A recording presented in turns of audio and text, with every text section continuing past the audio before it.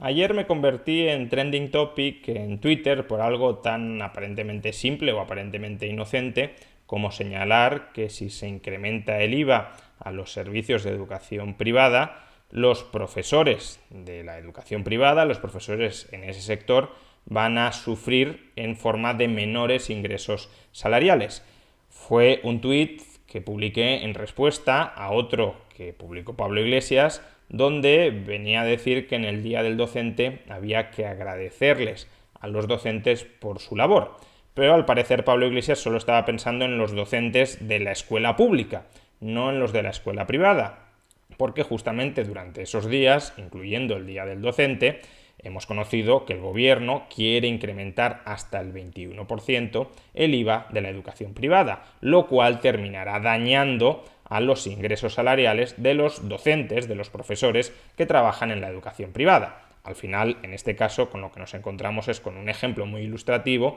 de que a Pablo Iglesias y a Podemos la educación le importa menos que el Estado. Cuando dice que le preocupa la educación, en realidad en lo que está pensando es que le preocupa utilizar la educación para legitimar el incremento del Estado, porque la educación privada le importa tan poco como que quiere castigarla con un IVA del 21%. Pero en todo caso, lo que sucedió a partir de este momento es que algunos tuiteros comenzaron a replicar que los salarios de los profesores de la privada, de escuelas o de universidades privadas, no pagan IVA, que en todo caso lo que pagan es impuesto sobre la renta y que por tanto era un error gravísimo haber pretendido, haber sugerido que por subir el IVA se iba a reducir el ingreso salarial de los profesores de los centros privados. Evidentemente, y salvo que estos profesores sean autónomos y vendan sus servicios laborales al centro docente, como digo, evidentemente los salarios no pagan IVA,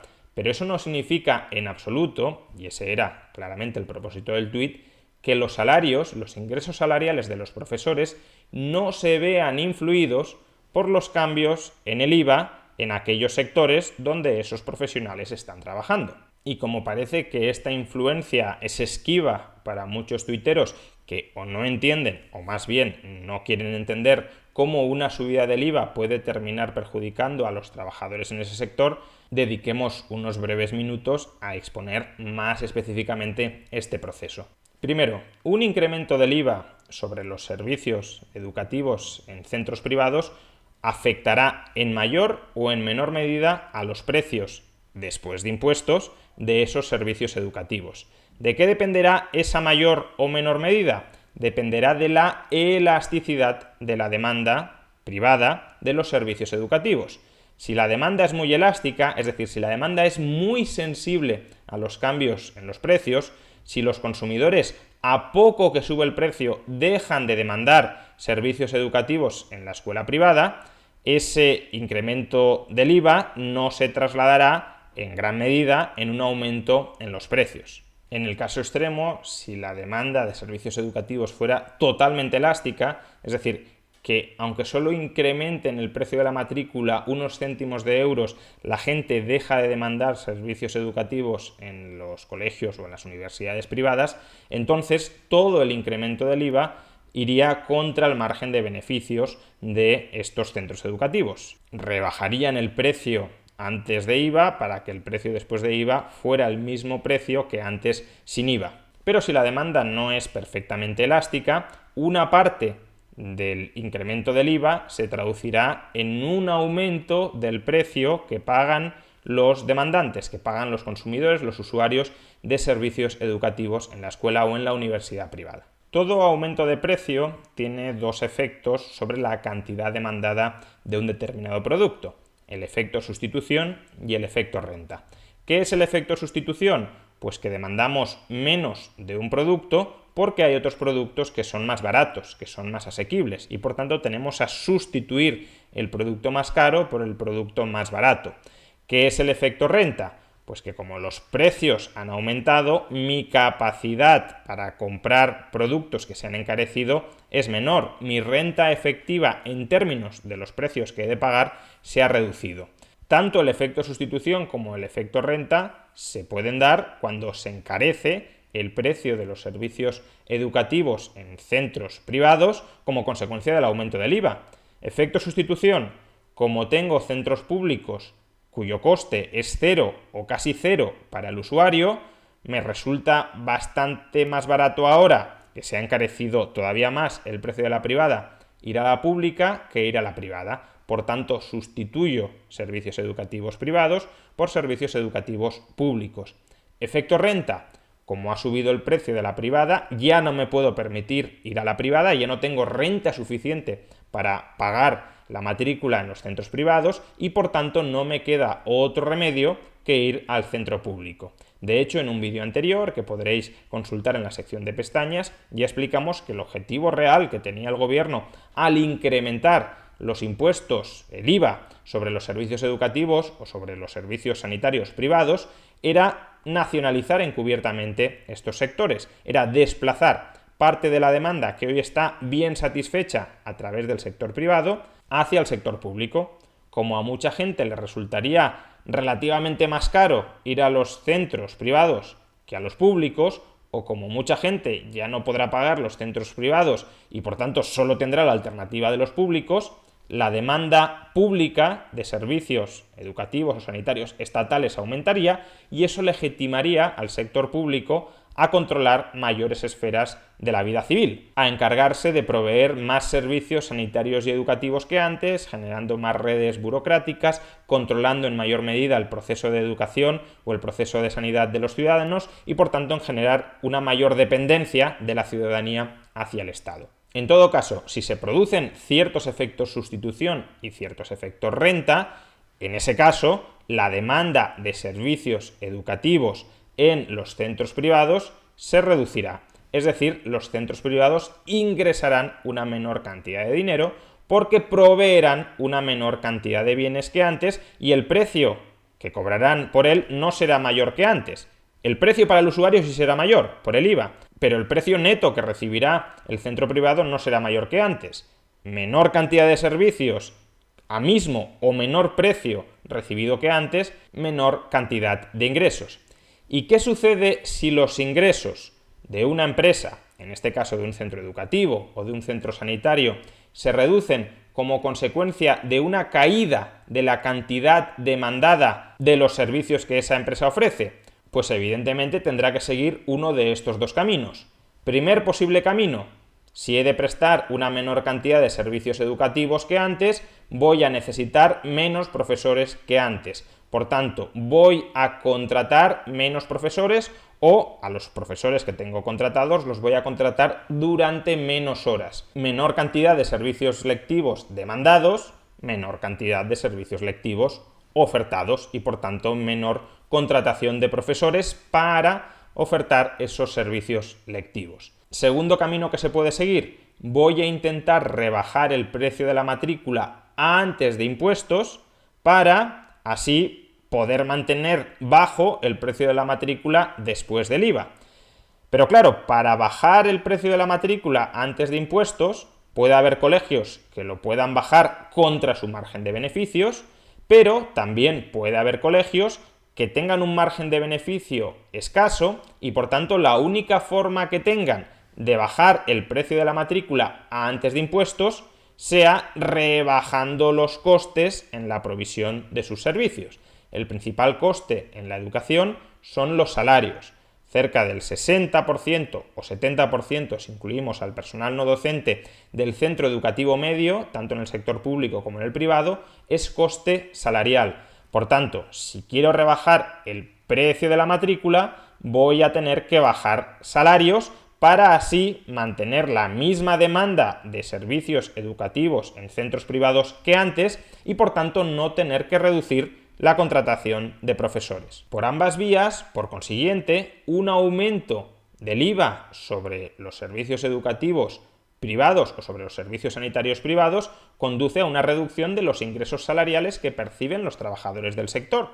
Si despedimos a trabajadores, sus ingresos salariales caen a cero. Si reducimos las horas trabajadas de esos trabajadores, sus ingresos salariales a fin de mes caen proporcionalmente al número de horas trabajadas. Y si intentamos mantener el número de horas trabajadas manteniendo la demanda de los servicios privados en sanidad y educación por la vía de rebajar los precios antes de IVA, rebajando los costes salariales de esos servicios, entonces los profesores o los sanitarios van a tener que experimentar un recorte en sus remuneraciones, de tal manera que sus salarios también van a ser reducidos. Los dos únicos casos en los que no cabría suponer que un incremento del IVA del 21% se termine trasladando en menores ingresos salariales para los profesionales que trabajan en estos sectores son, por un lado, suponer que la demanda de servicios educativos o sanitarios en el sector privado es perfectamente inelástica. En este caso, el aumento del IVA del 21% se trasladaría plenamente al precio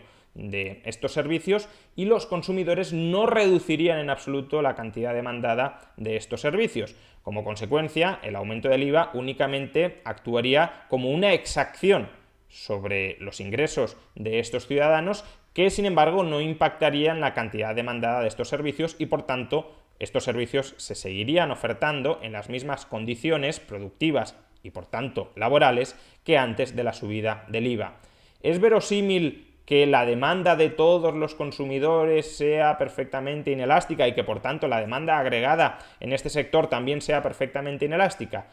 Pues no lo es. Desde luego habrá personas que no modifiquen en absoluto su demanda de servicios sanitarios o educativos privados por mucho que suba el IVA un 21%, pero habrá otros que, ya sea por efecto sustitución o por efecto renta, sí verán reducida su demanda de estos servicios y, por tanto, esa menor cantidad demandada de servicios sanitarios o educativos se trasladará también a una menor cantidad ofertada. La segunda posibilidad que podría explicar por qué el aumento del IVA no se traduciría en una reducción de la cantidad demandada y, por tanto, de la cantidad ofertada de servicios es, primero, si la demanda fuera perfectamente elástica y, como consecuencia de ello, todo el incremento del IVA fuera a parar contra los márgenes de beneficios de los centros privados, tanto en educación y en sanidad, y si además estos centros privados operaran en un régimen de oligopolio o de monopolio, de tal manera que tuviesen amplios márgenes de beneficios que pudiesen ser reducidos sin afectar a la provisión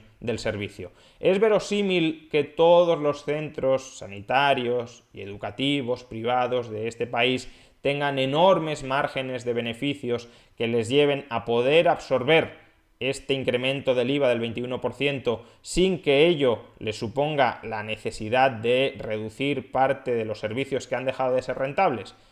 Pues tampoco lo es. Desde luego habrá centros que disfruten de muy altos beneficios y, por tanto, ellos, en principio, podrían absorber la mayor parte de este incremento del IVA, aunque también es cierto que muchos de esos centros que tienen altos beneficios son centros con una demanda muy alta, muy inelástica y, por tanto, el aumento del IVA en esos casos es más fácil trasladarlo al consumidor. Y luego tenemos otros centros que pueden ser centros más humildes, centros más modestos, centros más competitivos, en el sentido de que sus precios tienden a estar alineados, tienden a estar muy cerca de sus costes. Pues si a estos centros les rebajas un 21%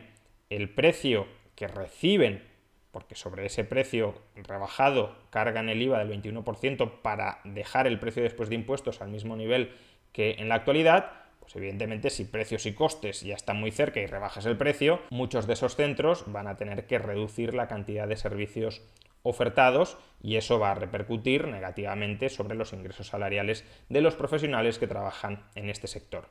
Como vemos, por tanto, es muy verosímil que una subida tan importante del IVA como es la del 0% hasta el 21% en centros privados, tanto de educación como de sanidad, termine perjudicando de alguna manera a los ingresos salariales de los profesionales, de los trabajadores que operan en esos sectores. Es, por tanto, muy sorprendente que mucha gente se niegue a considerar siquiera esta posibilidad o que no le otorgue una probabilidad demasiado elevada de que suceda. Es, además, especialmente significativo que mucha gente no lo entienda cuando gran parte de esa misma gente hace unos años estaba clamando contra la subida del IVA cultural bajo el argumento de que subir el IVA cultural al 21% estaba perjudicando de manera muy notable a los profesionales del mundo de la cultura. En ese caso sí parecían entender que si subíamos el IVA al 21% en las salas de cine y se consumían menores películas, entonces los actores de esas películas que ya no eran vistas o que eran vistas en menor medida terminarían cobrando menos, o que habría menor empleo en el sector del teatro o en el sector del cine o en el sector de la danza. Pero al parecer, cuando intentamos trasladar esta misma lógica al caso de los centros privados, educativos o sanitarios, esa lógica deja de operar. Quizás sea porque mucha de esta gente no siga criterios lógicos para razonar, sino que termine siguiendo las consignas de su partido, de su formación política preferida. Si la formación política de la que esta gente son hinchas, son fanáticos, les dice que está mal subir el IVA a la cultura y que eso va a perjudicar a los trabajadores del sector, ellos embisten en esa dirección y repiten, multiplican, amplifican la consigna de que la subida del IVA en el mundo de la cultura va a terminar perjudicando a los profesionales que trabajan en el mundo de la cultura. Si en cambio ese mismo partido, años después, les dice que van a subir el IVA a los centros sanitarios o a los centros educativos privados y que eso no va a perjudicar en absoluto a los profesionales, a los trabajadores, a los docentes, a los médicos que trabajan en esos sectores, pues esa misma gente transforma rápidamente su discurso y dice que no, que la subida del IVA, ¿cómo va a afectar a los trabajadores si el IVA grava a los consumidores, pero no a los trabajadores? El problema, en suma, es una mezcla de fanatismo político y de ignorancia económica. Fanatismo político de seguir ciegamente las consignas de tu partido político preferido e ignorancia económica por no entender las implicaciones de la traslación impositiva. Es decir, que una cosa es quién marca la ley que tiene que pagar los impuestos y otra muy distinta, quién termina soportando en última instancia el coste económico de los impuestos. Y desde luego el problema no es solo que el fanatismo político y la ignorancia económica no constituyen los presupuestos más adecuados para mantener un debate honesto sobre cualquier cuestión, sino que además tanto el fanatismo político como la ignorancia económica constituyen rémoras para la capacidad que tiene una sociedad de progresar. Y por desgracia, y hasta que la batalla de las ideas termine dando algunos resultados, estos son los bueyes con los que tenemos que arar.